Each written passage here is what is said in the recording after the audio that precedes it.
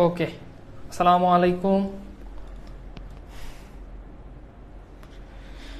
সবাই একটু জয়েন হন। হ্যাঁ,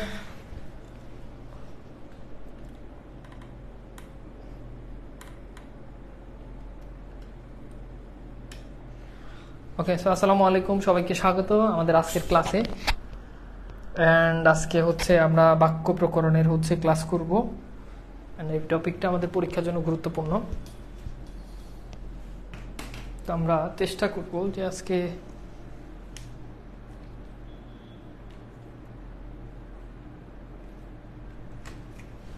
কিন্তু আমাদের লেকচার নাম্বার 1 হবে। ওকে, আজকে আমাদের বাক্য প্রকরণের লেকচার নাম্বার 1। সবাই একটু জয়েন করুক।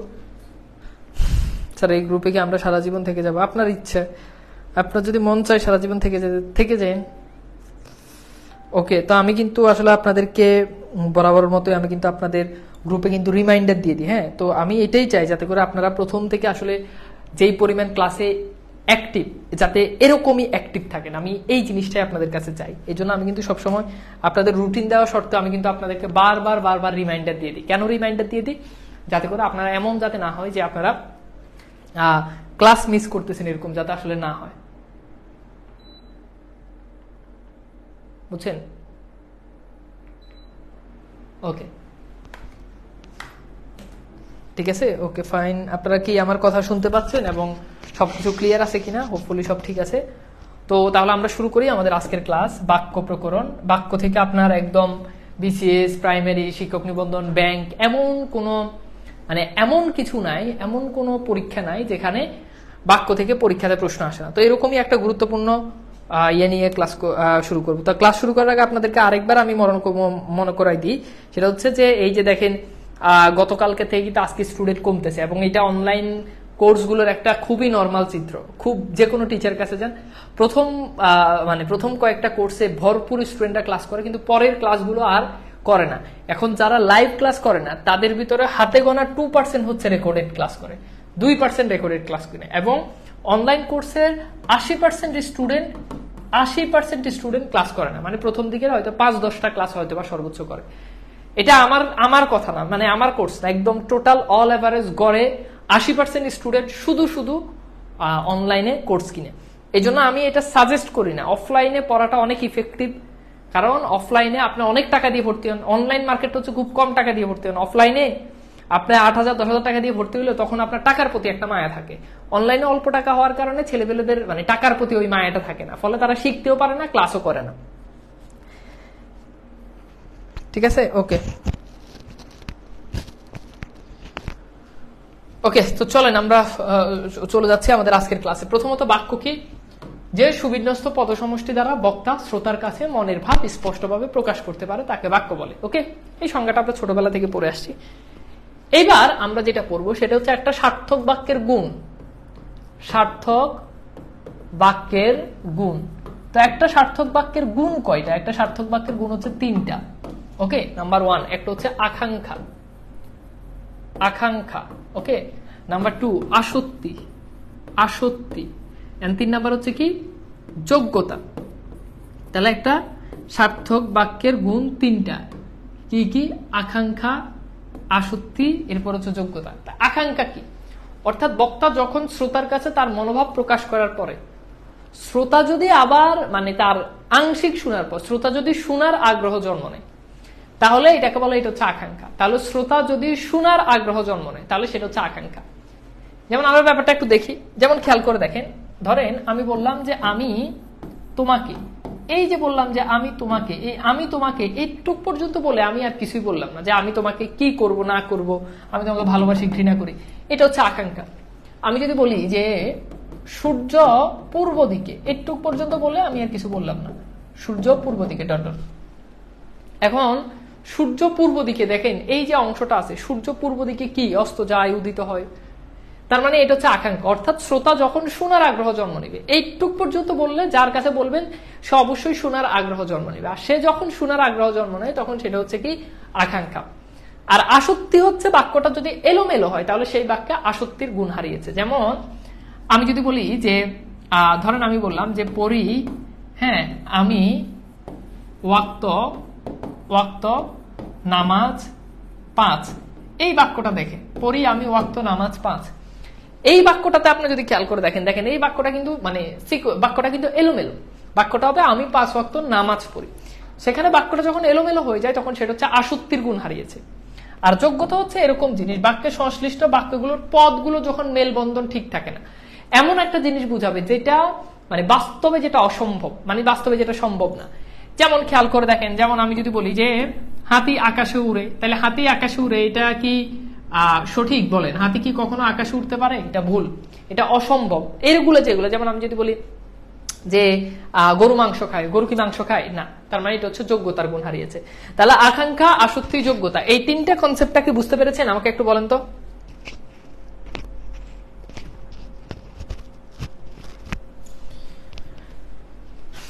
বলেন, আমি কি বুঝাইতে পারছি? আকাঙ্ক্ষা, আসক্তি, যোগ্যতা, এই তিনটা কি বুঝাইতে পারছি? ওকে। এখন যোগ্যতা অনেকগুলো কারণে বাক্যে যোগ্যতার গুণ হারায়। ওকে, অনেকগুলো কারণে বাক্যে যোগ্যতার গুণ হারায়। এখন আমরা সেই জিনিসটা জানবো, একটু রেসপন্স করবেন আমার সাথে। অনেকগুলো কারণে বাক্যে কি হারায় বলেন তো? যোগ্যতার গুণ হারায়। অনেকগুলো কারণে বাক্যে যোগ্যতার গুণ হারায়। এখন তার ভিতরে একটা হচ্ছে কি, এগুলো খুব গুরুত্বপূর্ণ, তার ভিতরে একটা হচ্ছে উপমার ভুল। উপমার ভুল, উপমার ভুল এটা কি? অর্থাৎ আপনি কোনো জিনিসের সাথে উপমা দিলেন কিন্তু যে উপমাটা আসলে বাস্তবে হয় না, মানে বাস্তবে যেটা সম্ভব না। যেমন খেয়াল করে দেখেন, আমি বললাম যে তোমার, আমি বললাম যে তোমার না, আমি বললাম যে আমার, আমার হৃদয় মন্দিরে, আমার হৃদয় মন্দিরে, মন্দিরে আশার বীজ, আশার বীজ উপ্ত হলো, উপ্ত হলো। এখন এইখানে আমি উপমাটা দিলাম কার সাথে? এখানে আমি দিলাম হৃদয়ের মন্দিরের সাথে আমি উপমা দিলাম। এখন দেখেন তো, এই যে বীজ, বীজ কি মন্দিরে উপ্ত হয়? বলেন, বীজ কি মন্দিরে হয়? হয় না। তাহলে এখানে আমি মন্দিরের সাথে উপমা দিলাম, কিন্তু যেটা আসলে এই উপমাটা বাস্তবে গ্রহণযোগ্য নয়।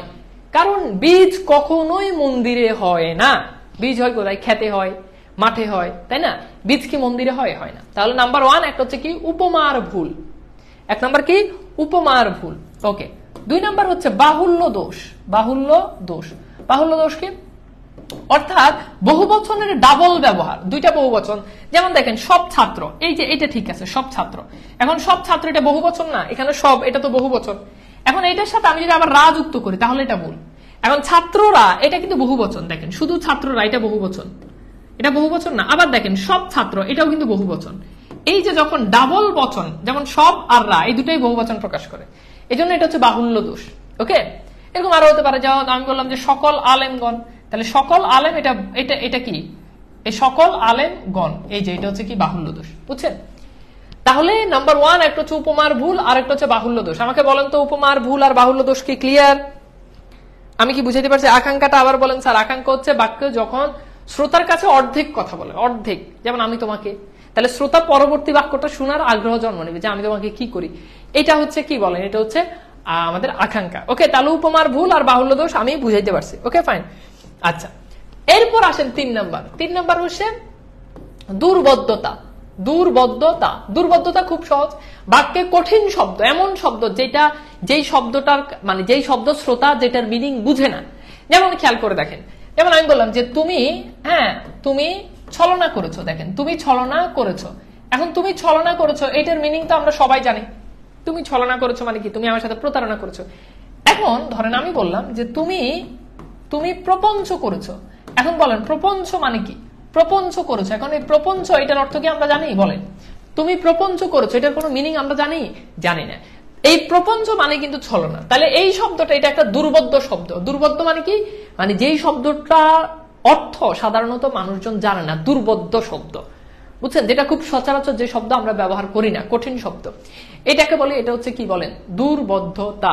এটাকে কি? এটাকে বলে দুর্বোধ্যতা। 4 নাম্বার হচ্ছে রীতিসিদ্ধ অর্থবাচকতা। রীতিসিদ্ধ অর্থবাচকতা। আচ্ছা আসেন, রীতিসিদ্ধ অর্থবাচকতা কি? রীতিসিদ্ধ অর্থবাচকতা হচ্ছে কোন শব্দের স্বাভাবিক অর্থ গ্রহণ না করে, মানে একটা শব্দের দুইটা মিনিং থাকতে পারে, একটা ব্যুৎপত্তিগত আর একটা এমনি। আমি আপনাকে খুব ইজিলি জিনিসটা বুঝাই। ধরেন আমি বললাম যে তিল। এখন আর একটা সহজ উদাহরণ দিই। ধরেন আমি বললাম বাদিত। এখন বাদিত শব্দ, এই যে এই বাদিত শব্দ, এটা দুইটা অর্থ। এক নম্বর আমরা সবাই জানি বাধিত মানে কি, অনুগ্রহিত, আমি আপনার একান্ত অনুগত ছাত্র, এই অনুগত অর্থ বাধিত। আবার বাধিত শব্দের ব্যুৎপত্তিগত অর্থটা যদি খেয়াল করেন, আমরা নিশ্চয়ই জানি যে বাধিত মানে কি বলেন, বাদ যোগ ইত। এখন এই বাদ যোগ ইত এটার অর্থ কি জানেন? এটার অর্থ কিন্তু অনুগ্রহ না। এই বাদ মানে হচ্ছে কি, বাধা, বাদ মানে কি বাধা, আর ইত মানে হচ্ছে দেওয়া। তাহলে এই বাধিত এটার ব্যুৎপত্তিগত অর্থ হচ্ছে বাধা দেওয়া, আর বাধিত শব্দের শাব্দিক অর্থ, প্রচলিত অর্থ হচ্ছে অনুগত। এখন আমরা বলি আমি আপনার একান্ত বাধিত ছাত্র। এখন কেউ যদি বাধা দেওয়া অর্থে বাধিত বলে, তাহলে সেটা হচ্ছে রীতিসিদ্ধ অর্থবাচকতা। অর্থাৎ কোন একটা শব্দের দুইটা মিনিং থাকতে পারে, সেটা ব্যুৎপত্তিগত অর্থটা আপনি গ্রহণ করবেন না, করলে সেটা রীতিসিদ্ধ অর্থবাচকতার ভিতরে পড়ে যাবে। তাহলে আমরা বাধিত শব্দটা অনুগত অর্থে ব্যবহার করি, ফাইন। কিন্তু বাধিত শব্দটা আমরা যদি বাধা দেওয়া, ধরেন আপনাকে পুলিশ বাধা দিছে, তখন আপনি কি বলবেন আমাকে পুলিশ বাধিত করেছে? না, এটা কোনো মিনিং হয় না। এরকম বললে তখন রীতিসিদ্ধ অর্থবাচকতা হয়ে যাবে। আমি কি বুঝাইতে পারছি বলেন তো? উপমার ভুলটা আরেকবার, উপমার ভুলটা হচ্ছে মানে যখন আপনি উপমা দিবেন, যেমন আমার হৃদয় মন্দিরে আশার বীজ উঠল, এখন এখানে মন্দিরের সাথে আমি উপমা দিচ্ছি, এখন মন্দিরে তো বীজ হয় না, তার মানে এটা উপমার ভুল। উপমাটা দিছি মন্দিরের সাথে, এখন এই উপমাটা বীজ, মন্দিরে বীজ হয় না, এই জন্য এটা হচ্ছে ভুল, বুঝছেন? আমি কি বুঝাইতে পারছি ভাইয়া? বলেন তো, ক্লিয়ার?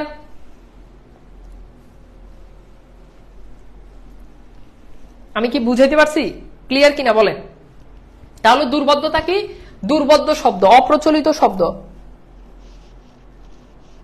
ভাই স্যার উপমার ভুল একাধিক শব্দ, উপমার ভুল একাধিক উদাহরণ নাই, কোনো বইতে নাই, কোথাও নাই। পরীক্ষাতে আজীবন একটাই আসছে, দুর্বোধ্যতা আজীবন প্রপঞ্চই আসছে। প্রপঞ্চের বাইরে জীবনেও কোনোদিন দুর্বোধ্যতা থেকে প্রশ্ন আসে নাই। তো আসে একটা থেকে, এগুলো সবগুলো একটা থেকে আসে। অর্থ, রীতিসিদ্ধ অর্থবাচকতা, বাধা দেওয়া, তারপর হচ্ছে তৈল, এইটাই আসে, আর কিছু না। এই দুটো উদাহরণ, তো এগুলো আপনারা দেওয়ার কিছুই নাই। আজীবন দেখবেন আপনি আমার পড়ার বাইরে থেকে আসেই নাই, এটা দুনিয়ার কেউ আপনারা দিব না। বাংলাদেশের এমন একটা গাইড বই দেখাইতে পারবেন না যেখানে দুইটা উদাহরণ দেওয়া আছে, সব জায়গাতে একটা উদাহরণ, আসেই একটা। এই জন্য আপনি মুখস্থ করে ফেললেও পারবেন। তবু আমি জিনিসটা আপনাকে কনসেপ্টটা বুঝাই দিচ্ছি। স্যার আমাদের কি কি পড়ানো হবে তা যদি রুটিন আকারে দিতেন। প্রথম কয়েকটা ক্লাস শেষ হোক, আর দু একটা ক্লাস পরে আমি বাকি ক্লাসগুলো রুটিন দিয়ে দিব। এখন আমার বেশ কয়েকটা ব্যাচ চলতেছে, এই জন্য আমি আপনাদেরকে মানে কোর্সের আউটলাইনটা দিতে পারতেছি না, বাট আপনাদের কিন্তু ফিক্স টাইমে ক্লাস হচ্ছে। রীতিসিদ্ধতা আরেকবার, রীতিসিদ্ধ হচ্ছে কোন একটা শব্দ, ধরেন বাধিত, বাধিত মানে কি অনুগত, তাই না? আমি আপনার একান্ত বাধিত ছাত্র, এখন অনুগত অর্থে আপনি ব্যবহার করবেন। এখন বাধিত শব্দের আরেকটা অর্থ হচ্ছে বাধা দেওয়া। এখন বাধা দেওয়া অর্থে ব্যবহার করলে তখন আবার এই রীতিসিদ্ধ অর্থবাচকতার ভুল হয়ে যাবে, বুঝছেন? এটাই বলছি। এবার বলেন বুঝছেন কিনা? অর্থাৎ বাধিত অনুগত অর্থে ব্যবহার করবেন, এটা অন্য অর্থে ব্যবহার করলে রীতিসিদ্ধ অর্থবাচকতা হয়ে যাবে, ঠিক আছে? আচ্ছা, এরপর আসেন 5 নাম্বার। 5 নাম্বার হচ্ছে বাগধারায় অর্থ পরিবর্তন। বাগধারায় অর্থ পরিবর্তন, আচ্ছা এইটা খুব সহজ। অর্থাৎ বাগধারার মধ্য থেকে কখনো শব্দ পরিবর্তন করা যাবে না। বাগধারার মধ্য থেকে কখনোই শব্দ পরিবর্তন করা যাবে না। যেমন খেয়াল করে দেখেন, অরণ্য রোধন, এটার মানে কি বলেন? অরণ্য রোধন, এই বাগধারার অর্থ নিশ্চয়ই জানেন। অরণ্য রোধন মানে কি? নিষ্ফল আবেদন। অরণ্য রোধন মানে কি? নিষ্ফল আবেদন। এখন খেয়াল করে দেখেন, অরণ্য রোধন, নিষ্ফল আবেদন। এখন আপনি যদি বলেন যে ভাইয়া অরণ্য মানে তো বন, রোধন মানে কি? কান্না। এখন কেউ যদি বলে যে বনে কান্না, এখন কেউ যদি বলে যে বনে কান্না মানে নিষ্ফল আবেদন, এটা কি হবে? হবে না। অর্থাৎ বাগধারার মধ্য থেকে কোনো শব্দ পরিবর্তন করা যাবে না। বাগধারায় অর্থ পরিবর্তন, অর্থাৎ অরণ্য রোদন, এটা মানে নিষ্ফল আবেদন। এখন অরণ্য মানে বন, রোদন মানে কি? কান্না। এখন আপনি যদি বলেন বনে কান্না, তাহলে এটা কি ভুল? এটা হচ্ছে বাগধারা জনিত ভুল বা বাগধারায় অর্থ পরিবর্তন। আমি কি বুঝাইতে পারছি এটা? বলেন তো স্যার আজ কততম ক্লাস? প্রথম ক্লাসগুলো পাইনি আমি, মাঝখান থেকে ক্লাস কিভাবে বুঝবো? মাঝখান থেকে করেন, এটা বুঝতে হলে আপনাকে প্রথম থেকে ক্লাস করা লাগবে না, মাঝখান থেকে করলে বুঝতে পারবেন। আজকে লেকচার 5, ক্যাপশনে লেখা আছে। হ্যাঁ, আচ্ছা সর্বশেষ আমরা 6 নাম্বার যেটা পড়বো সেটা হচ্ছে গুরু চণ্ডালী দোষ। 6 নাম্বার গুরু চণ্ডালী দোষ। আচ্ছা, গুরু চণ্ডালী দোষে আমি আপনাদেরকে 3টে শব্দ বলবো। আর আচ্ছা বাকিরা কি বুঝেন নাই? আমি কি বুঝাইতে পারছি? না বুঝলে বলিয়েন যে বুঝি নাই, লজ্জার কিছু নাই। হ্যাঁ,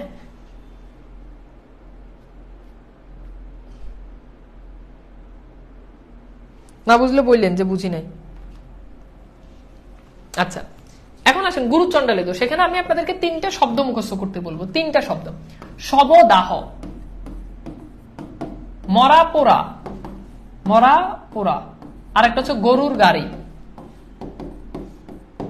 এই তিনটে শব্দ মুখস্থ করবেন, এই তিনটে শব্দ সঠিক। আবার বলছি, এই তিনটে শব্দ মুখস্থ করবেন, এই তিনটে শব্দ সঠিক। এই তিনটে শব্দ যদি পরিবর্তন হয়ে যায় তাহলে সেটা হচ্ছে গুরুচণ্ডালী দোষ। তাহলে খুব সহজ, শবদাহ পরমরা গরুর গাড়ি, শবদাহ পরম। এখন দেখেন আমি বললাম যে শবপোরা, আচ্ছা বলেন তো এটা কি ভুল বলেন? এটা এই যে শবদাহ পরিবর্তন হয়ে গেছে শবপোরা, তার মানে এটা গুরুচণ্ডালী দোষ। এখানে কোন দোষ আছে? গুরুচণ্ডালী দোষ। মরা পোড়া, এখন কেউ যদি বলে মরা দাহ, তাহলে কিসের ভুল বলেন? কিসের ভুল বলেন? গুরুচণ্ডালী দোষ, ঠিক আছে। গরুর গাড়ি এটা ঠিক আছে, কিন্তু কেউ যদি বলে যে গরুর শকট, তাহলে গরুর শকট এটা কিসের ভুল বলেন তো? গুরুচণ্ডালী দোষ। গরুর শকট এটা কি? এটা গুরুচণ্ডালী দোষ। তাহলে এই তিনটে শব্দ মনে রাখবেন, শবদাহ, মরা পোড়া, গরুর গাড়ি। বুঝছেন? এটাও কি বুঝছেন? Okay fine. এইবার আসেন আমরা, ওকে বিদ্যুৎ চলে গেছে, বিদ্যুৎ চলে গেছে, ওয়েট ওয়েট ওয়েট, ওকে ঠিক আছে, বিদ্যুৎ চলে গেছে। ওকে, ইয়ে থাকার কারণে, আইপিএস থাকার কারণে আর প্রবলেম হচ্ছে না, ঠিক আছে। আচ্ছা এইবার আসেন, আমরা শুনতে পাচ্ছেন তো? বিদ্যুতের সাথে তো কোনো সম্পর্ক নাই, সবকিছু ঠিক আছে, ঠিক আছে। স্যার গুরুচণ্ডালী কি? গুরুচণ্ডালী হচ্ছে তৎসম শব্দ দেশি শব্দের মিশ্রণ, মানে দুই ধরনের শব্দ। যেমন এই যে গরুর গাড়ি দুটাই দেশি শব্দ, এখন শকট হচ্ছে তৎসম শব্দ। আপনাকে ডিটেলসে নিচ্ছি না, গুরুচণ্ডালী কি এটা পরীক্ষাতে আসবে না। গুরুচণ্ডালী আইডেন্টিফাই করো, এটা পরীক্ষাতে আসবে, বুঝছেন?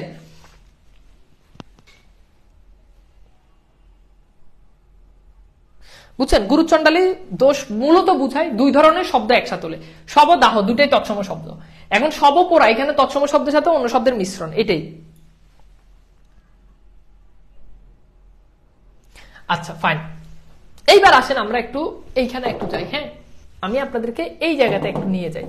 এইখানে আমরা এখন কিছু প্রশ্ন সলভ করব, যেগুলো আমাদের বিগত সালে বিভিন্ন বিশ্ববিদ্যালয় এবং বিভিন্ন চাকরি পরীক্ষাতে আসছে। হ্যাঁ, এরকম কিছু টাইপের প্রশ্ন সলভ করি, তাহলে ব্যাপারটা আরো ক্লিয়ার হয়ে যাবে। দেখেন এখানে প্রথম প্রশ্ন, বাক্যের তিনটে, এটা 29তম বিসিএস আসছে, প্রশ্নটা সলভ করেন দ্রুত।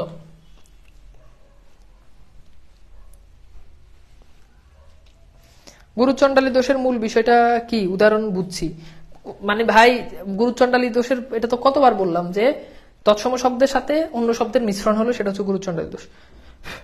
ওকে বলেন এটা কি হবে? তাহলে আকাঙ্ক্ষা, আসক্তি, যোগ্যতা, এটার উত্তর হচ্ছে খ। ওকে আচ্ছা, এরপর আসেন এটা দেখেন, এটা 10ম বিসিএস আসছে, সোনালী ব্যাংকে আসছে।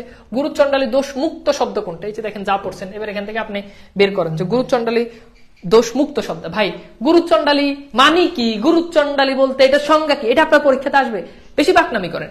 এটা পড়াইতেছি, দেখেন পরীক্ষা কিভাবে আসে, এই যে এটা যেটা পড়ায় ওটাই। এখানে বেসিক বুঝার কোনো জিনিস নেই। আপনার পরীক্ষার জীবনে কোনোদিন আসবে না যে গুরুচণ্ডালী সংজ্ঞা দাও। আপনার পরীক্ষাতে আসবে কোনটা গুরুচণ্ডালী দোষ, যেটা পড়ায় ওটাই। সংজ্ঞা আমি পড়াই না তো, সংজ্ঞা কেন পড়াবো ভাই? বাক্য কাকে বলে এটা নিয়ে প্রথমে 5-6 মিনিট ধরে আপনাদেরকে কাহিনী করে পড়াইছি, বাক্যের সংজ্ঞা স্লাইডে দেখাইছি, আসবে না, বাদ, জীবনও আসবে না। তো এই জন্য বারবার একই কথা বলি যে গোছানো পড়া হতে হবে, সব পড়া যাবে না। আপনি বিদ্যাসাগর না যে আপনি দুনিয়া সব পড়ে ফেলতে পারবেন, ঠিক আছে? তো এটা কি হবে বলেন? এটা কি হবে? শবদাহ, বুঝছেন তো? বাকি কোনোটাই কিন্তু মিলে না। অরণ্য রোদন না বলে যদি বনে ক্রন্দন, তাহলে অরণ্য রোদন না বলে যদি বনে ক্রন্দন বলে, তাহলে কি হবে? এখন কি বলেন, এটার উত্তর কি হবে? এটা আকাঙ্ক্ষা, আসক্তি, যোগ্যতা। এখন এটা কি হবে? এটা অবশ্যই যোগ্যতা হবে, কারণ যোগ্যতার সাথে অনেকগুলো বিষয় আছে। বলছি যোগ্যতার সাথে মোট 6টা বিষয়, উপমার ভুল, দুর্বোধ্যতা, গুরুচণ্ডালী, বাহুল্য দোষ, সবগুলো হচ্ছে কি যোগ্যতার সাথে সম্পর্কিত। শবপোড়া শব্দটি কি দোষ দেখা যায়? এই যে দেখেন পরীক্ষাতে প্রশ্ন কিভাবে আসে। এখন এটা জানতে হলে আপনারে মানে গুরুচণ্ডালী কি এটা জানা লাগতেছে না, তাহলে উত্তর কি হবে বলেন? গুরুচণ্ডালী। ওকে আচ্ছা, বাক্যের পদগুলো যথাস্থানে স্থাপনকে কি বলে? মানে বাক্যের পদগুলো সিকোয়েন্স আর কি, মানে একটার পর একটা, এই যে সিকোয়েন্স, এই সিকোয়েন্সটাকে কি বলে বলেন তো? বাক্যের পদগুলো বসানোর যে সিকোয়েন্স, সেটাকে কি বলে?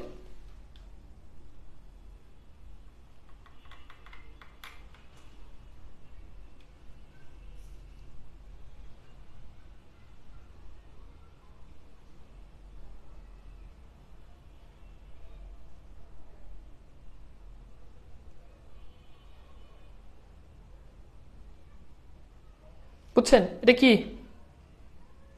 ওকে, এটা কি হবে?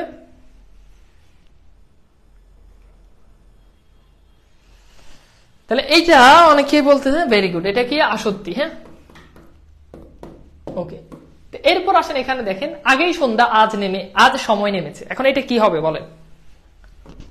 আগেই সন্ধ্যা আজ সময় নেমেছে, বলুন তো এটা কি হবে? তো এটা তো বুঝতে পারতেছেন যে এটা আমাদের বাক্যটা কি এলোমেলো, রাইট? তো এলোমেলো হলে সেটা অবশ্যই কি হবে? আসত্তি। হ্যাঁ, ওকে। এরপর আসেন আমরা পরের বাক্য দেখি। একটি আদর্শ বাক্যের কয়টি গুণ থাকে? 3টি গুণ। এটা আমরা আগে বলছি, আকাঙ্ক্ষা, আসক্তি, যোগ্যতা। আর যোগ্যতার সাথে সম্পর্কিত বিষয় হচ্ছে 6টা। আচ্ছা, ওকে, ক্লিয়ার?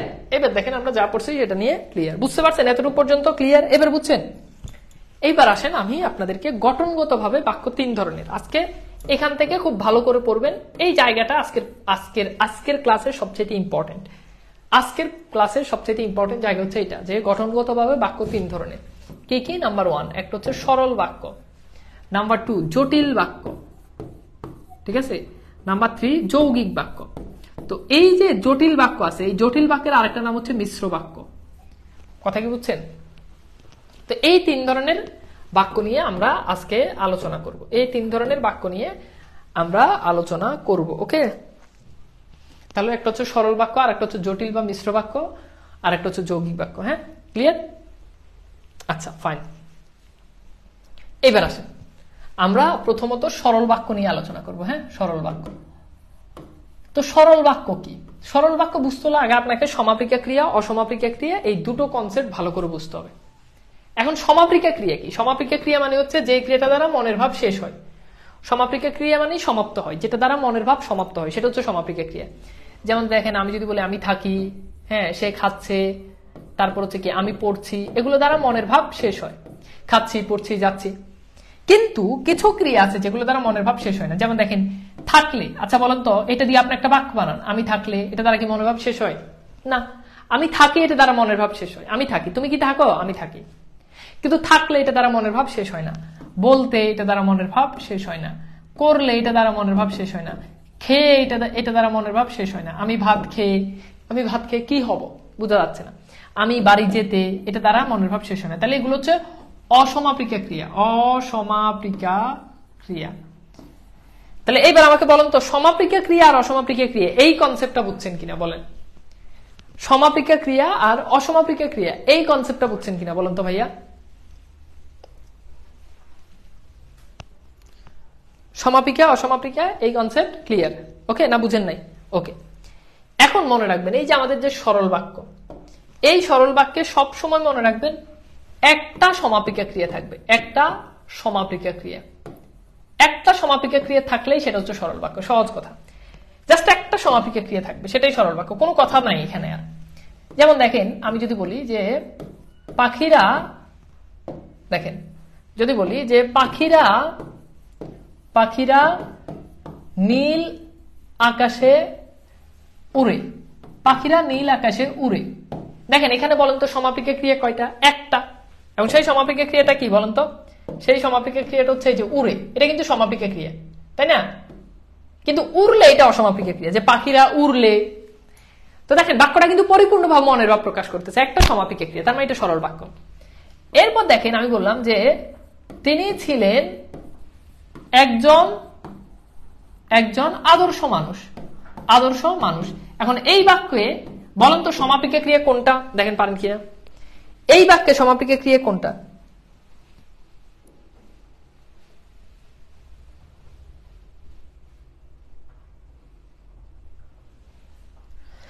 শুনেন, ভার্সিটির প্রশ্ন আপনি সলভ করবেন না কি করবেন না সেটা আপনার উপর ডিপেন্ড করতেছে। যেটা ভার্সিটির প্রশ্ন সেটাই জবের প্রশ্ন সবই এক। ভার্সিটিতে জবের প্রশ্ন দেখবেন ভার্সিটিতে আসতেছে, মানে ভার্সিটির প্রশ্ন জবের প্রশ্ন বলে আলাদা কিছু নাই, সবই এক। যেটা ভার্সিটি অ্যাডমিশনে আসে সেটাই জবে আসে, যেটা জবে আসে সেটাই ভার্সিটিতে আসে। একদম প্যাটার্ন, প্রশ্ন সব এক। সো কাজেই সবকিছু প্র্যাকটিসের উপর ডিপেন্ড করে। ওকে, তাহলে বুঝতে পারতেছেন যে এখানে ছিলেন এটা হচ্ছে কি একটা সমাপিকা ক্রিয়া, তার মানে এটা সরল বাক্য। একটা সমাপিকা ক্রিয়া, একটা সরল বাক্য। এবার দেখেন আমি যদি বলি যে আমি ভাত খেয়ে বের হব। এখন দেখেন আমি ভাত খেয়ে বের, এখন দেখেন এই যে খেয়ে, এটা কিন্তু অসমাপিকা ক্রিয়া। আমি ভাত খেয়ে বের, এটা দ্বারা মনের ভাব প্রকাশ হয় না। আমি বের, তাই না? কিন্তু দেখেন এই যে হব, এই একটা মাত্র সমাপিকা ক্রিয়া, তাইলে এটা কি? এটা সরল বাক্য। অর্থাৎ আগে একাধিক অসমাপিকা ক্রিয়া থাকতে পারে, কিন্তু একটা সমাপিকা ক্রিয়া আপনাকে খুঁজতে হবে। যেমন খেয়াল করে দেখেন, আমি বললাম যে হ্যাঁ, তুমি দেখেন আমি বললাম যে তুমি থাকলে এ কথা হ্যাঁ নিশ্চয়ই বলতে পারতে। খেয়াল করেন, তুমি থাকলে এ কথা নিশ্চয়ই বলতে পারতে। এবার বলেন এখানে দেখেন থাকলে এটা কিন্তু অসমাপিক ক্রিয়া, দেখেন থাকলে এটা অসমাপিক ক্রিয়া, বলতে এটাও কিন্তু অসমাপিক ক্রিয়া, কিন্তু সর্বশেষ আপনি খেয়াল করে দেখেন এই যে এখানে পারতে, এই পারতে এটা হচ্ছে কি একটা সমাপিক ক্রিয়া, দেখছেন? তাহলে শেষে একটা সমাপিক ক্রিয়া আছে, শেষে ক্রিয়া আছে একটা সমাপিক ক্রিয়া। এই যে দেখেন একটা সমাপিক ক্রিয়া আছে, তার মানে এইটাই হচ্ছে আমাদের একটা সরল বাক্য। কথা কি বুঝতে পারছেন? তাহলে একটা সমাপিক ক্রিয়া থাকলেই সেটা একটা সরল বাক্য, বুঝছেন? ওকে, এখন একটা বাক্য লিখি, খেয়াল করে দেখেন। এখন একটা বাক্য লিখি, খেয়াল করে দেখেন। ধরেন আমি বললাম যে সুস্বাস্থ্য সকল সুখের মূল।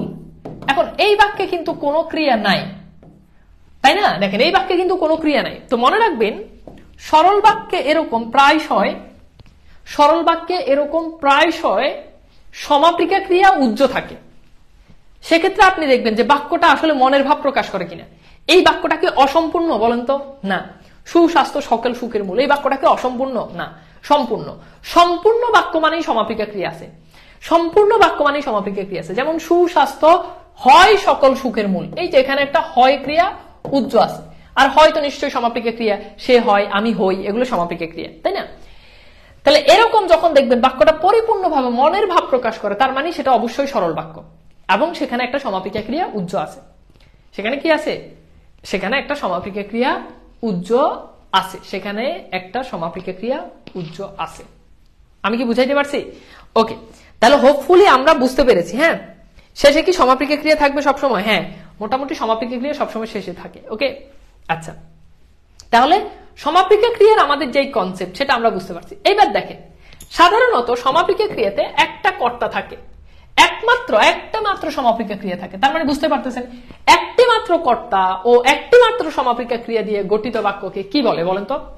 একটি মাত্র কর্তা এবং একটি মাত্র সমাপিকা ক্রিয়া দিয়ে গঠিত বাক্যকে কি বলে বলেন, দেখেন পারেন কিনা। তিনি ছিলেন, এটা কিভাবে সমাপিকা ক্রিয়া হলো? মানে অধিকাংশ ক্ষেত্রে আপনার সমাপিকা ক্রিয়াটা শেষে থাকে, মানে অসমাপিকা ক্রিয়া থাকলে সাধারণত সমাপিকা ক্রিয়াটা শেষে থাকে, কিন্তু এটা কিন্তু কোনো নিয়ম না। আপনি দেখবেন যে 90% ক্ষেত্রে মানে সমাপিকা ক্রিয়াটা শেষে থাকে। এখন শেষে আছে না কোথায় আছে এটা দিয়ে তো আপনি নির্ণয় করতে পারবেন না। আপনাকে নির্ণয় করার জন্য তো আমি আমার কৌশল শিখিয়ে দিছি, যে আপনি দেখবেন যে বাক্যটা ক্রিয়াটা মনের ভাব প্রকাশ করে কিনা। ওকে, আচ্ছা, তাহলে এটা কি হবে? এটা হচ্ছে সরল বাক্য। ওকে, ক্লিয়ার? আচ্ছা, এরপর দেখেন খেয়াল করেন, বিদ্বান লোককে সকলে শ্রদ্ধা, বিদ্বান লোক সকলে শ্রদ্ধার পাত্র। দেখেন এটা আপনি একটু কমন সেন্স দিয়ে একটু উত্তর করেন তো। দেখেন আমাকে একটা মিনিট একটু সময় দিবেন, আমি একটু ঠান্ডা পানি খেয়ে নিই, আমার গলাটা একদম শুকাই গেছে। আপনারা এটা একটু উত্তর করেন।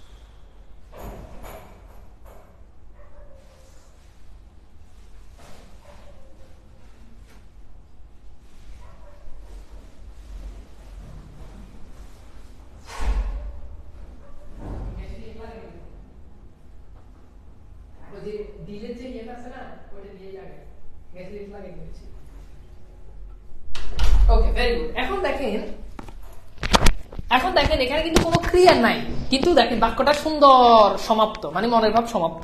তার মানে এটা সরল বাক্য। ওকে, মানে বিদ্যান লোক হয় সকলের শ্রদ্ধার পাত্র, এখানে হয় ক্রিয়াটা উজ্জ আছে। হ্যাঁ, সকল অহংকার হে আমার ডুবাও চোখের জলে। দেখেন এখানে ওই যে এখানেও কিন্তু কি সমাপিকা ক্রিয়াটা মাঝে আছে, এই যে দেখেন সমাপিকা ক্রিয়াটা এখানে মাঝে আছে, তার মানে একটা সমাপিকা ক্রিয়া, অবশ্যই সরল বাক্য। আচ্ছা, এরপর দেখেন সুশিক্ষিত লোক মাত্র হয় স্বশিক্ষিত, কোনো ক্রিয়া নাই কিন্তু বাক্যটা উজ্জ আছে, বুঝছেন? সুশিক্ষিত লোক মাত্রই হয় স্বশিক্ষিত, বাক্যটা কি আছে? ক্রিয়াটা উজ্জ আছে। স্যার সমাপিকা অসমাপিকা গিয়ে নির্ণয়টা আরেকবার বলেন, খুব সহজ। খেয়ে খেয়ে, আমি খেয়ে, তুমি খেয়ে, সে খেয়ে, এটা কোনো অর্থ প্রকাশ করে না, কিন্তু খাই দিয়ে করে, আমি খাই, তুমি খাও। এই যে আমি খাই, দেখেন মনের ভাব প্রকাশ করে, তাই না? আমি খেয়ে এটা দ্বারা করে না। আমি থাকলে এটা দ্বারা মনের ভাব সমাপ্ত করে না। আমি থাকলে কি হবে? আমি থাকলে ভালো হবে, খারাপ হবে। কিন্তু যদি বলি আমি থাকি, থাকি হচ্ছে সমাপিক ক্রিয়া। খুব সহজ, ঠিক আছে? এটাই হচ্ছে আমাদের জিনিসটা ইজিলি ধরতে পারবেন। হ্যাঁ,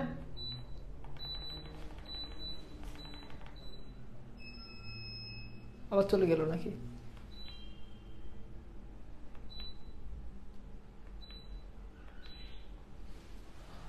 আচ্ছা, খেয়াল করেন, বুঝছেন? ওকে, এবার আসেন সুশিক্ষিত লোক মাত্র ওই যে মনের ভাব প্রকাশ করতেছে, তার মানে কি? সরল বাক্য। বুঝছেন? এবার বলেন। আচ্ছা, সরল বাক্য চেনার মানে সমাপিকা ক্রিয়া অসমাপিকা ক্রিয়া চেনার আমি আরো কিছু কৌশল বলি। পার্সন অনুযায়ী আমি, তুমি, সে, আমি, তুমি, সে, এই তিনটার পরে আপনি ক্রিয়া বসাবেন, যেটা দেখবেন যে মিনিং প্রকাশ করে, এটা সমাপিকা। আর যদি মিনিং না প্রকাশ করে, তার মানে এটা কি? এটা অসমাপিকা, রাইট? আচ্ছা, যেমন খেয়াল করে দেখেন, আমি যদি বলি বলতে, এখন দেখেন আমি বলতে মনের ভাব, তুমি বলতে, আমি বলতে, কোনো মনের ভাব প্রকাশ করে না। কিন্তু এখন যদি বলি যে বললাম, এখন খেয়াল করে দেখেন, বললাম, এখন কিন্তু মনের ভাব প্রকাশ করে যে আমি বললাম। হ্যাঁ, আমি বললাম, তুমি বললাম যদিও হয় না, বাট আমি দিতে হয়। এই যে আমি বললাম, এটা তো ফার্স্ট পার্সনের ক্রিয়া। তো এটা একদম দেখলেই আপনি দেখবেন যে আপনি পারতেছেন। হ্যাঁ, এই যে কাজটা কমপ্লিট হলো, সমাপিকা ক্রিয়া। Very good. এইবার আসেন জটিল বা মিশ্র বাক্য। কি বাক্য বলেন? জটিল বা মিশ্র বাক্য। জটিল বা মিশ্র বাক্য এটা সবসময় জোড়া জোড়া আকারে হবে, জোড়া জোড়া আকারে। এখন সেই জোড়াগুলো কি আমি আপনাকে একটু দেখাই। এই জোড়াগুলো হচ্ছে এইটা, এই যে এখানে দেখেন, এখানে জোড়াটা খুব সুন্দর করে দেওয়া আছে। এই জোড়াটা হচ্ছে যেমন দেখেন, যে, সে, যারা, তারা, যিনি, তিনি, তারপর হচ্ছে কি যারা, তারা, যা, তা, যত, তত, যদি, তবে, যদিও, তবুও, যেহেতু, সেহেতু, যত, তত, যেটুকু, সেটুকু, যেমন, তেমন, হ্যাঁ, যখন, তখন, এইটা, এগুলো থাকলে সেগুলো হচ্ছে কি? জটিল বাক্য। এগুলো থাকলে সেগুলো কি বলেন তো? সেগুলো হচ্ছে জটিল বাক্য। ওকে, আবার বলতেছি, দরকার হলে এটার একটা স্ক্রিনশট নিয়ে নেন। যে, সে, যারা, তারা, যিনি, তিনি, এরপর হচ্ছে কি বলেন তো? যিনি, তিনি, এরপর হচ্ছে যা, তা, যখন, তখন।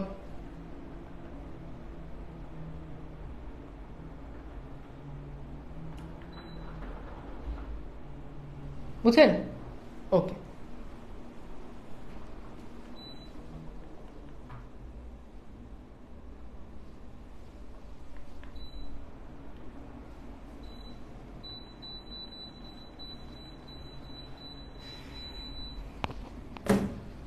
বুঝতে পারছেন? ওকে, যোজক কি? যোজক এখন বোঝা লাগবে না। যোজক কি এটা এটা এখন বোঝা লাগবে না। হ্যাঁ, এটা বোঝার কিছু নেই, মানে এগুলো জোড়া জোড়া আকারে থাকবে, শেষ। ওকে, আচ্ছা, এবার খেয়াল করে দেখেন, এখানে যেমন দেখেন, তুমি যা বলবে তাই হবে। এই যে দেখেন, যা, তা, জোড়া আছে, যা করবার তা করছি, জটিল বাক্য, জোড়া আছে। দেখেন, যা, তা, মনে হচ্ছে বৃষ্টি আসবে, এটা বাদ। হ্যাঁ, যতই পরিশ্রম করবে, দেখেন, যত, তত, তার মানে কি? জটিল বাক্য। সে এত কিছু জানে, এটাও বাদ, এই বাক্যটা বাদ। আচ্ছা, এগুলো একটু বাদ দিই, মানে এগুলো জটিল বাক্যের উদাহরণ না, কিন্তু আমি আপনাকে কিছু উদাহরণ দিই, তাহলে আপনি আরো ভালোভাবে বুঝবেন। যেমন দেখেন, যখন তুমি বলবে তখন আমি আসবো, যখন তুমি বলবে তখন আমি আসবো। এই যে খেয়াল করে দেখেন, যখন এর সাথে জোড়া আছে কি? দেখেন, তখন, তার মানে জটিল বাক্য। বুঝতে পেরেছেন? কি বাক্য? জটিল বাক্য। এরপর খেয়াল করে দেখেন, যা তুমি চাও তাই পাবে, কি বাক্য? জটিল বাক্য। যেমন দেখেন, যা, তা। বুঝছেন? এরকম দেখেন, আমি আপনাকে আরো অনেকগুলো বাক্য আপনাকে দেখাইতে পারি। এই যে, হ্যাঁ, যে এখানে এসেছে সে তোমার কি হয়? দেখেন, যারা তোমার সাথে কথা বলে তারা কি তোমার বন্ধু? হ্যাঁ, যিনি আমাদের শিক্ষক তিনি আমাদের অভিভাবক। যারা খেলায় ভালো তারা পড়ালেখায় ভালো।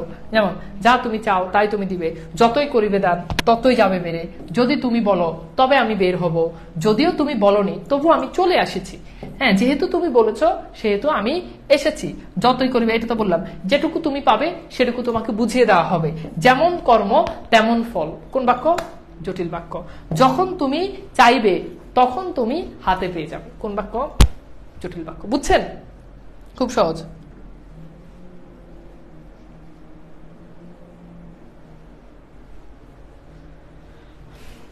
এক্সাম কি লাস্টার ক্লাসের উপর হবে না? এক্সাম দুইটা, মানে বাক্য প্রকরণ দুইটা ক্লাস হবে। তো নেক্সট ক্লাসটা শেষ হলো তখন এরপর হচ্ছে বাক্য প্রকরণের উপর আপনাদের এক্সাম হবে। বুঝছেন? আমি কি বুঝাইতে পারছি বলেন তো? ক্লিয়ার? আমি কি আপনাদেরকে বুঝাইতে পারছি? ক্লিয়ার?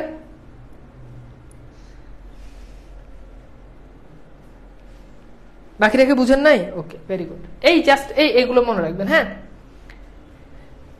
এখন খেয়াল করেন, এখন এই যে আমাদের যে জটিল বাক্য যেটা আছে, হ্যাঁ, এখন জটিল বাক্যে আশ্রিত খণ্ডবাক্য, আশ্রিত খণ্ডবাক্য 3 ধরনের। জটিল বাক্যে 2টা অংশ থাকে, একটা প্রধান খণ্ডবাক্য আর একটা আশ্রিত খণ্ডবাক্য। আবার বলছি, জটিল বাক্যে আশ্রিত খণ্ডবাক্য 3 ধরনের। নাম্বার 1, একটা হচ্ছে বিশেষ্য স্থানীয় আশ্রিত খণ্ডবাক্য। বিশেষ্য, দেখেন, বিশেষ্য স্থানীয়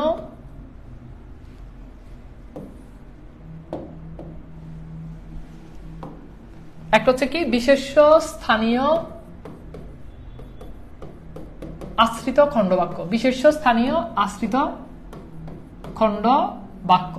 বিশেষ্য স্থানীয় আশ্রিত খণ্ডবাক্য কি মানে? এটা খুব সহজে প্রধান খণ্ডবাক্যের ক্রিয়াকে কি দিয়ে প্রশ্ন করবে, কি দিয়ে প্রশ্ন করলে যদি উত্তর পাওয়া যায় সেটা হচ্ছে আশ্রিত খণ্ডবাক্য, মানে বিশেষ্য স্থানীয় আশ্রিত খণ্ডবাক্য। যেমন দেখেন, যদি বলি যে বাড়ি গিয়ে দেখলাম, বাড়ি গিয়ে দেখলাম, বাড়ি গিয়ে দেখলাম বাবা বাড়ি নেই। এখন দেখেন, বাড়ি গিয়ে দেখলাম বাবা বাড়ি নেই। এখন দেখেন, বাড়ি গিয়ে দেখলাম, এই দেখলামকে আপনি কি দিয়ে প্রশ্ন করেন? দেখলাম, কি দেখলাম? দেখেন, কি দেখলাম, উত্তর আসতেছে যে বাবা নেই। কি দেখলাম? বাবা বাড়ি নেই। কি দেখলাম? বাড়ি গিয়ে বাবা বাড়ি নেই। তাহলে দেখেন, এই যে ক্রিয়াকে যখন আপনি কি দিয়ে প্রশ্ন করবেন, যদি উত্তর পান তাহলে সেটা হচ্ছে বিশেষ্য স্থানীয় আশ্রিত খণ্ডবাক্য। এইবার আমাকে একটু বলেন তো, নাম্বার 1, বিশেষ্য স্থানীয় আশ্রিত খণ্ডবাক্য ক্লিয়ার কিনা বলেন দ্রুত। বিশেষ্য স্থানীয় আশ্রিত খণ্ডবাক্য ক্লিয়ার কিনা? আমি আবার বলতেছি, যদি দেখেন যে জটিল বাক্যে 2টা অংশ, একটা প্রধান খণ্ডবাক্য থাকে আর একটা আশ্রিত খণ্ডবাক্য। তো আশ্রিত খণ্ডবাক্য 3 ধরনের, তার ভিতরে নাম্বার 1 একটা হচ্ছে বিশেষ্য স্থানীয় আশ্রিত খণ্ডবাক্য। বুঝতে পারছেন? যেটা কি দিয়ে প্রশ্ন করে উত্তর পাবেন। ঠিক আছে? আদনান আল হারুন আবার বলেন, মানে বাড়ি গিয়ে দেখলাম। এখন দেখলাম আগেই বলে দিছি কি দিয়ে প্রশ্ন করবেন। কি দেখলাম? বাবা বাড়ি নেই। বাড়ি গিয়ে দেখলাম, কি দেখলাম? বাবা বাড়ি নেই। এই যে কি দিয়ে আপনি প্রশ্ন করে উত্তর পাইছেন, তার মানে এটা হচ্ছে কি বিশেষ্য স্থানীয় আশ্রিত খণ্ডবাক্য। ওকে, এবার আসেন, একজন বলছে আরো এক্সাম্পল দেন। এক্সাম্পল দিলে ঘুরে গেড়ে একই জিনিস। যেমন মাঠে গিয়ে দেখলাম, মাঠে গিয়ে দেখলাম, মাঠে গিয়ে দেখলাম খেলা শেষ। দেখেন, মাঠে গিয়ে দেখলাম খেলা শেষ। এখন মাঠে গিয়ে দেখলাম, দেখেন প্রশ্ন করেন, কি দেখলাম? কি দেখলাম? মাঠে গিয়ে খেলা শেষ। শেষ। আচ্ছা, নাম্বার 2, এরপর হচ্ছে বিশেষণ স্থানীয় আশ্রিত খণ্ডবাক্য। 2 নাম্বার কি? বিশেষণ, বিশেষণ স্থানীয় আশ্রিত খণ্ডবাক্য। তো বিশেষণ স্থানীয় আশ্রিত খণ্ডবাক্য, এখানে বিশেষণ স্থানীয় আশ্রিত খণ্ডবাক্যতে মনে রাখবেন কেমন দিয়ে প্রশ্ন করতে হয়। বিশেষণ স্থানীয় আশ্রিত খণ্ডবাক্যতে কেমন দিয়ে প্রশ্ন করতে হয়। তাহলে বিশেষ স্থানীয়তে কি দিয়ে, বিশেষণ স্থানীয়তে কেমন দিয়ে, রাইট? চলুন আমরা একটা উদাহরণ দেখি। যেমন আমরা একটা বিখ্যাত গান আছে, ধনে ধান্যে পুষ্পে ভরা, পুষ্পে ভরা, কমা আমাদের, আমাদের এই বসুন্ধরা, বসুন্ধরা। এখন দেখেন, ধনে ধান্যে পুষ্পে ভরা আমাদের এই বসুন্ধরা। এখন দেখেন, বসুন্ধরা যেহেতু বিশেষণ, দেখেন এখন বসুন্ধরাকে বিশেষায়িত করতেছে না, কেমন বসুন্ধরা। দেখেন, আপনি প্রশ্ন করেন কেমন বসুন্ধরা, দেখেন কেমন বসুন্ধরা, ধনে ধান্যে পুষ্পে ভরা। এখন আমাদের এই বসুন্ধরা, এখানে কিন্তু কোনো ক্রিয়া নাই, কিন্তু যেহেতু কোনো ক্রিয়া নাই তখন আপনি এই মানে ক্রিয়াটা উজ্জ্বল আছে, তাহলে দেখতে বুঝতে পারতেন যে বসুন্ধরা এই পদটাকে বিশেষায়িত করছে। যেহেতু বিশেষণ স্থানীয়, তার মানে বিশেষায়িত করবে। সো বিশেষায়িত করলে সেটাকে আমরা বলতে পারি সেটা হচ্ছে কি ধনে ধান্যে পুষ্পে ভরা। তাহলে ধনে ধান্যে পুষ্পে ভরা আমাদের এই বসুন্ধরা। এখন কেমন বসুন্ধরা? ধনে ধান্যে পুষ্পে ভরা। কেমন বসুন্ধরা? ধনে ধান্যে পুষ্পে ভরা। আমি কি বুঝাইতে পারছি? স্যার কি বা কাকে দিয়ে হবে মনে হয়? আমি কি আপনারা বলছি কি বা কাকে দিয়ে? মানে আমি বলছি কি বা কাকে দিয়ে প্রশ্ন করলে তো কর্ম পাওয়া যায়, তো এত বেশি বুঝেন কেন? আমি বলছি কি বা কাকে দিয়ে, আমি বলছি কি দিয়ে, এটা কি দিয়ে প্রশ্ন করলেই পাবেন। কাকে দিয়ে প্রশ্ন করলে তো ব্যক্তি উত্তর আসে। কাকে দিয়ে কি কখনো বস্তু উত্তর আসে?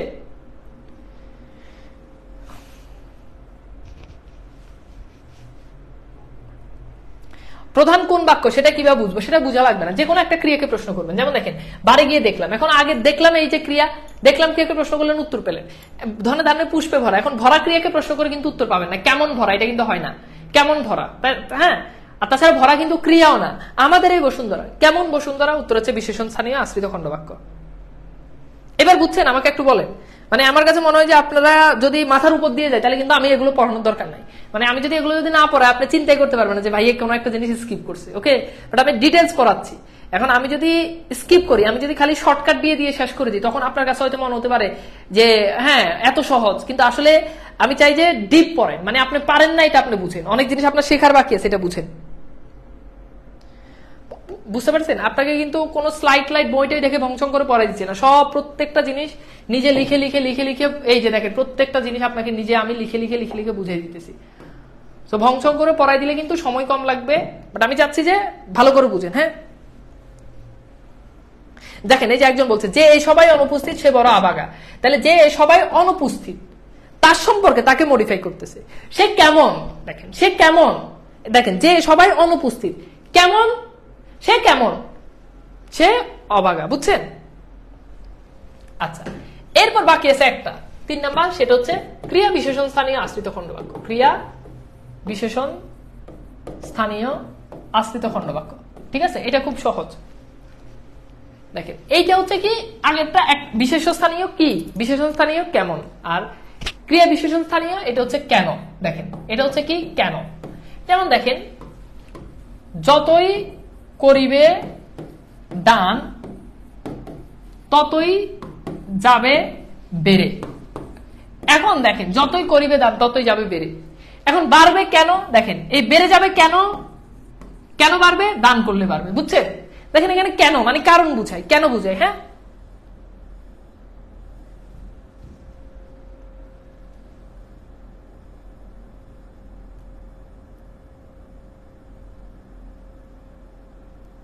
লেখাপড়া করে যে গাড়ি ঘোড়া চড়ে সে, লেখাপড়া করে যে তাকে বিশেষায়িত করতেছে। মানে ব্যাপারটা হচ্ছে বিশেষায়িত করা।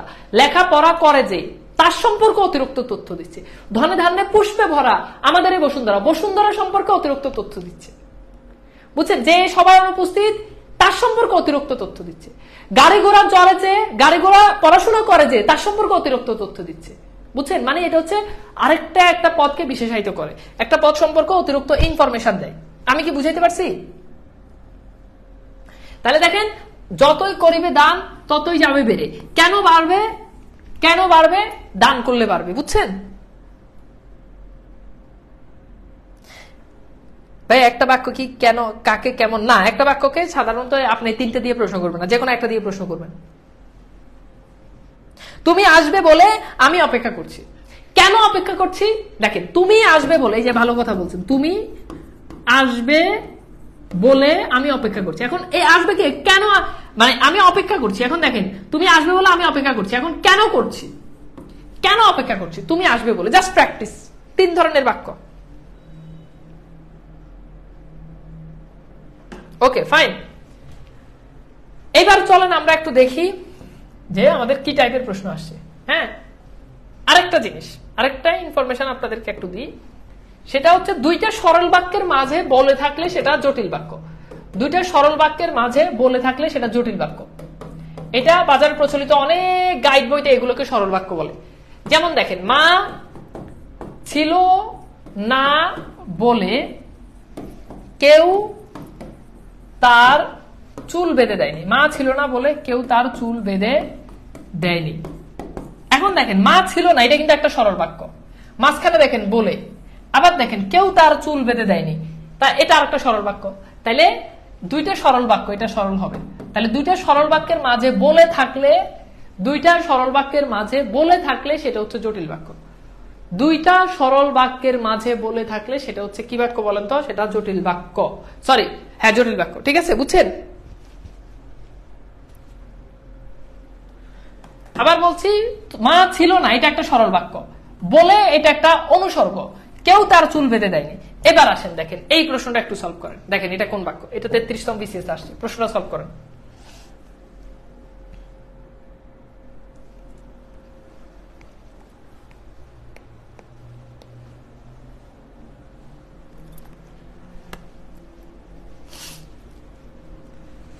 আজকের ক্লাসের পরে মিনিমাম বাক্য প্রকরণ, এটা মিনিমাম 30 মিনিট আপনি প্র্যাকটিস করিয়ে, 30 মিনিট ভালো করে, 30 মিনিট, বেশি পড়া লাগবে না, 30 মিনিট পড়লে দেখবেন যে সব ক্লিয়ার। তাহলে দেখেন তুমি আসবে, এটা একটা সরল বাক্য, দেখছেন, হে স্বাধীনতা সকিনা বিবির কোপাল ভাঙলো, এটা আরেকটা সরল বাক্য, মাঝখানে বলে, তার মানে বুঝতে পারছেন জটিল বাক্য। এগুলোকে বাংলাদেশের অনেক গাইড বইতে সরল বাক্য বলে থাকে, এটা কিন্তু ভুল, কারণ সরল বাক্য কিভাবে হবে, এটা এই অংশটাই তো একটা সরল বাক্য। আচ্ছা, এবার এটা সলভ করেন। যেই তার দর্শন পেলাম সেই আমরা প্রস্থান করলাম, যেই তার দর্শন পেলাম সেই আমরা প্রস্থান করলাম, যেই তার দর্শন পেলাম সেই আমরা প্রস্থান করলাম। দেখেন এখন দেখেন, যে সে জোড়া আছে, যে সে, তার মানে কি জটিল বাক্য। জটিল বাক্য মানে কি মিশ্র বাক্য, তাই না? ওকে, এরপর দেখেন যেহেতু তুমি বেশি নাম্বার পেয়েছো সুতরাং, তাহলে দেখেন এই যে জোড়া আছে যেহেতু, এখানে সুতরাং বলতে অ্যাকচুয়ালি বোঝাচ্ছে সেহেতু, তাই না? যেহেতু তুমি বেশি নাম্বার পেয়েছো সেহেতু তুমি প্রথম হয়েছো। তো যেটাই হোক, যেহেতু আর সুতরাং, এটাও জোড়া, যেহেতু আর সেহেতু, যাই বলেন জটিল বাক্য। এটা 25তম বিসিএস আসছে। এরপর দেখেন মিশ্র বাক্যের অপর নাম কি বলেন তো? মিশ্র বাক্যের অপর নাম কি? এটা বাংলাদেশ ব্যাংকে আসছে। মিশ্র বাক্যের অপর নাম কি? মিশ্র বাক্যের অপর নাম কি বলেন? মিশ্র বাক্যের অপর নাম কি? জটিল বাক্য। আপনাদেরকে বাক্য প্রকরণ 2টা ক্লাস হবে। নেক্সট ক্লাসে আবার আমি র্যান্ডম প্রশ্ন সলভ করাবো। এখন তো টপিক ওয়াইজ প্রশ্ন সলভ করাচ্ছি। তো আমার ক্লাসগুলো আপনি যদি ধৈর্য ধরে, হয়তো আমি যা পড়াবো ক্লাসে 100% আপনি কখনোই বুঝবেন না, নাই বুঝতে পারেন, খুব স্বাভাবিক। আপনি আমার ক্লাসে, আমি বুঝলাম যে আমি ভালো পড়াই না, আমি পড়াইতে পারি না, আপনি বুঝেন না, কিন্তু 10% তো বুঝবেন। 10% যদি আপনি একটা ক্লাসে বুঝেন, ধরেন আমি 100% ডেলিভারি দিয়েছি, আপনি 10% বুঝছেন, একটা ক্লাসে আপনি 10% বুঝছেন, পরের ক্লাসে আরো 10%, তাহলে হিসাব করে দেখেন আপনি যদি 40টা ক্লাস যদি রেগুলার লাইভে করতে পারেন, তাহলে আপনার অবস্থাটা কই যাবে? আপনি যদি প্রত্যেকটা ক্লাসে 100% 10% করেও যদি বুঝেন, তাহলে আপনার অবস্থাটা কই যাবে? কিন্তু ব্যাপারটা হচ্ছে আপনি তো পড়েনি না, কথা কি বুঝছেন? ওকে, এরপর দেখেন যদি বলো তাহলে মুক্তি পাবো, তাহলে দেখেন এই যে যদি বলো তাহলে মুক্তি পাবো, তাহলে দেখেন যদি তাহলে বা যদি তবে একই জিনিস, জোড়া আছে, তার মানে কি মিশ্র বাক্য। ওকে, আচ্ছা, এরপর দেখেন তার চুল পেকেছে কিন্তু বুদ্ধি পাকেনি। আচ্ছা, এটা একটু স্কিপ করি, এখানে ঝামেলা আছে এই বাক্যে। এরপর দেখেন যারা ফলে ফরমালিন দিচ্ছে তারা কি আদৌ মানুষ? তাহলে এটা সলভ করুন তো। যারা ফলে ফরমালিন দিচ্ছে তারা কি আদৌ মানুষ? যারা ফলে ফরমালিন দিচ্ছে তারা কি আদৌ মানুষ? বলেন, যারা ফলে ফরমালিন দিচ্ছে তারা কি আদৌ মানুষ? তাহলে দেখেন যারা, তারা, তার মানে কি বাক্য বলেন? জটিল বাক্য, জোড়া আছে, জটিল বাক্য। এইবার আমাকে একটু বলেন তো, আমি কি জটিল বাক্য আপনাদেরকে বুঝাইতে পারছি? জটিল বাক্য কি ক্লিয়ার বলেন তো?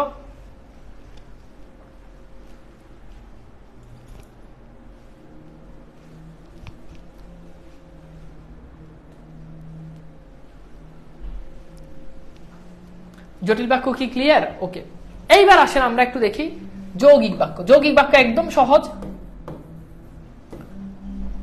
মনে রাখবেন যেই বাক্যে, দুইটা সরল বাক্যের মাঝে একটা অব্যয় থাকে, সরল বাক্য প্লাস অব্যয় প্লাস সরল বাক্য প্লাস সরল বাক্য, এই স্ট্রাকচার ফলো করলে, কিংবা মাঝে মধ্যে সরল বাক্য না, মানে অব্যয় না থেকে একটা কমাও থাকতে পারে, একই জিনিস, তাহলে দুইটা সরল বাক্যের মধ্যে অব্যয় বা কমা থাকলে সেটা হচ্ছে যৌগিক বাক্য। এখন স্বাভাবিকভাবে আপনার প্রশ্ন হচ্ছে ভাইয়া অব্যয় কি? এখন অব্যয়গুলো আপনাদেরকে একটু দেখাই, তাহলে ভালো করে বুঝবেন। অব্যয়গুলো আমি আপনাদেরকে লিখে দিই, তাহলে ভালো করে বুঝেন।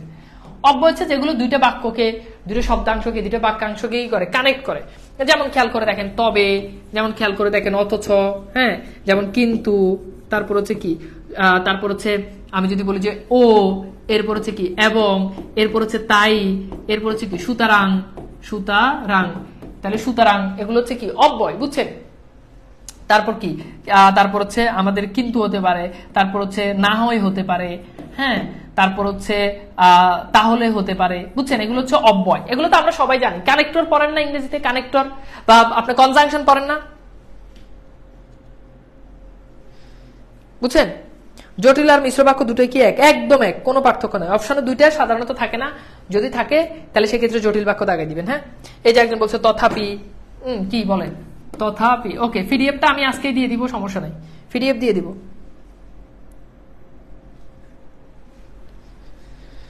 সুতরাং, হ্যাঁ, এখন তাহলে বুঝেন, অব্যয়গুলো জাস্ট আপনাদেরকে দেখাই দিলাম। তাহলে দুইটা সরল বাক্যের মাঝে অব্যয় অথবা কমা থাকলে সেটা হচ্ছে যৌগিক বাক্য। চলুন উদাহরণ দিই। যেমন আমরা পৌঁছালাম আর তারা চলে গেল। দেখেন আমরা পৌঁছালাম আর তারা চলে গেল। এবার মিলাই দেখেন, দেখেন আমরা পৌঁছালাম, এটা কিন্তু একটা সরল বাক্য। আমরা পৌঁছালাম, এটা একটা সরল বাক্য, রাইট? আর এটা একটা অব্যয়, তাই না? আর এটা কি? এটা একটা অব্যয়। এরপর দেখেন তারা চলে গেল, এটা আর একটা সরল বাক্য। তাহলে দেখেন যে স্ট্রাকচার ফলো করতেছে, সরল অব্যয় সরল, সরল অব্যয় সরল, তার মানে কি? যৌগিক বাক্য। বুঝছেন? আচ্ছা, এরপর দেখেন আমি লিখলাম যে জ্ঞানীদের অনুসরণ কর, ঠিক আছে, কমা, জীবনে জীবনে উন্নতি করবি, উন্নতি করবি।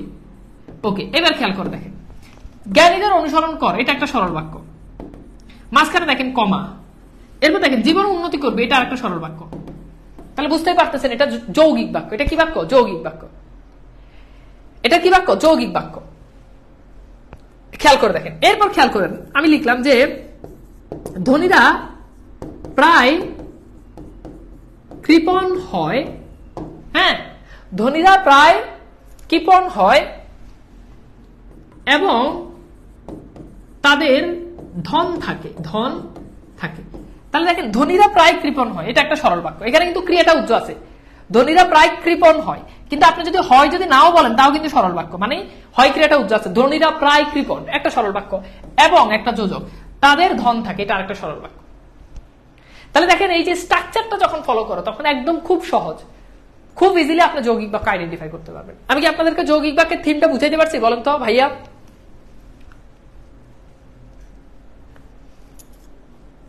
কমা থাকলে কি চোখ বন্ধ করে যৌগিক বাক্য বলা যাবে না? কমা থাকলে আপনার যৌগিক বাক্য কেন বলবেন বলেন? দেখেন কমা থাকলে দুটো সরল বাক্যের মাঝে কমা থাকলে তখন যৌগিক বাক্য দিবেন। যেমন দেখেন আমি যদি বলি যে রহিম, রহিম তাকে সম্বোধন করছি, তারপর কমা, রহিম এদিকে এসো, এখন রহিম এদিকে এসো, এটা কিন্তু সরল বাক্য। এরপর দেখেন আরো হতে পারে, যেমন আমি বললাম রহিম আমি হ্যাঁ এলাম, এটা কোন বাক্য? সরল বাক্য। এখন কমা দুটো সরল বাক্যকে কানেক্ট করা লাগবে, বুঝছেন? কমা দুটো সরল বাক্যকে কানেক্ট করা লাগবে। তো চলেন আমরা কিছু ব্যাপার একটু দেখি। যেমন খেয়াল করেন এই প্রশ্নটা সলভ করেন, ঢাকা ইউনিভার্সিটিতে আসছে, সে সৎ কিন্তু তার ভাই অসৎ। স্যার প্লিজ একটু জানান আপনারা আপনার 47 বিসিএস এর কোর্স, এটাই বিসিএস এর কোর্স, এটা বিসিএস অল চাকরি পরীক্ষা, মানে বিসিএস পড়লে তো আপনি ব্যাকরণের সব টপিক পড়বেন। এই কোর্সে ব্যাকরণের সকল টপিক পড়ানো হয়। ওকে, তো আপনার আলাদা করে আর কোনো কোর্স কিনা লাগবে না, এইটাই আমাদের জবের কোর্স, অর্থাৎ সকল জবের জন্য এই কোর্স, ব্যাকরণ A to Z। তাহলে সে সৎ, এটা কিন্তু সরল বাক্য, সে হয় সৎ, কিন্তু এটা কিন্তু অব্যয়, তার ভাই অসৎ, মানে তার ভাই হয় অসৎ, তার মানে বুঝতে পারতেছেন এটা যৌগিক বাক্য। ওকে, আচ্ছা, তার বয়স বেড়েছে কিন্তু বুদ্ধি বাড়েনি, এটা কোন বাক্য বলেন তো? কমার পরে যৌগিক বাক্য হয়, মানে এটা কেমন কথা? কমার পরে যৌগিক বাক্য হয় মানে কি? বলছি যে দুইটা সরল বাক্যের মাঝে কমা থাকলে সেটা হচ্ছে যৌগিক বাক্য।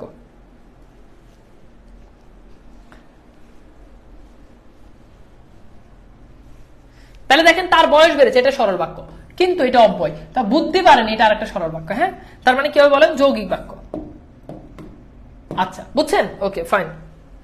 আচ্ছা তাহলে বলেন আজকের ক্লাসটা কি বুঝতে পেরেছেন ভাইয়া? বলেন তো, দয়া করে আপনাদের কাছে হাম্বল রিকোয়েস্ট, কোর্সে ভালো করে, মানে আপনারা এই যে কোর্সটা, মানে এই কোর্সটা আপনারা যে চালাবেন, মানে এই কোর্সে দয়া করে আপনারা একটু রেগুলার ক্লাস করবেন, দয়া করে রেগুলার ক্লাস করবেন। বুঝেন না বুঝেন, কম বুঝেন বেশি বুঝেন, কিন্তু ভাই একটু রেগুলার ক্লাস করেন দয়া করে। হ্যাঁ, ওকে, তাহলে আজকের ক্লাসটাকে বুঝতে পেরেছেন? আজকের ক্লাসটা কেমন লাগলো আমাকে একটু জানিয়ে দিন, এবং সবাই ভালো থাকবেন, সুন্দর সুস্থ থাকবেন। পরবর্তী ক্লাস দেখার আমন্ত্রণ।